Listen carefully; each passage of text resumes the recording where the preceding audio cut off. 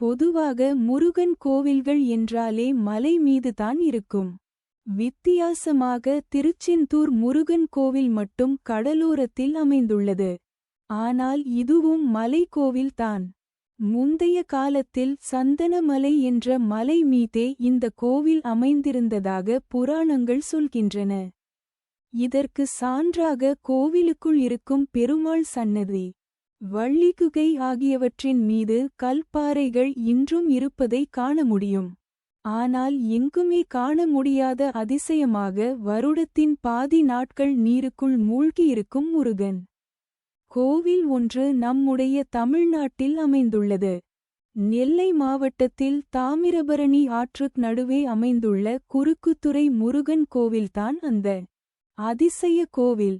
நீரில் மூழ்கியிருக்கும் அதிசயம் மட்டுமல்ல, இக்கோவிலை பற்றிய பல தகவல்கள் அனைவரையும் ஆச்சரியப்பட வைக்கும். திருச்செந்தூர் மூலவர் திருமேனியே இங்குள்ள கல்லால்தான் செதுக்கப்பட்டது என சொல்லப்படுகிறது.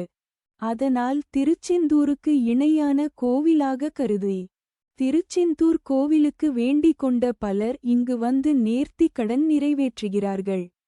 எத்தனையோ ஆண்டுகளாக பல வெள்ளப்பெருக்கை கண்ட இக்கோவில் இதுவரை எந்த சேதமும் ஏற்படாமல் கம்பீரமாக ஆற்றுக்கு நடுவே காட்சி தருகிறது. இங்குள்ள மூலவரும் திருச்செந்தூர் மூலவரை போலவே கையில் பூ ஜப மாலையுடன் காட்சி தருகிறார். திருச்செந்தூரை போன்றே இங்கும் சித்திரை மாதத்தில் நடைபெறும் திருவிழாவின் போது முருகப் பெருமானுக்கு சிவப்பு சாத்தி, பச்சை சாத்தி, வெள்ளை சாத்தி உற்சவங்கள் நடத்தப்படுகிறது.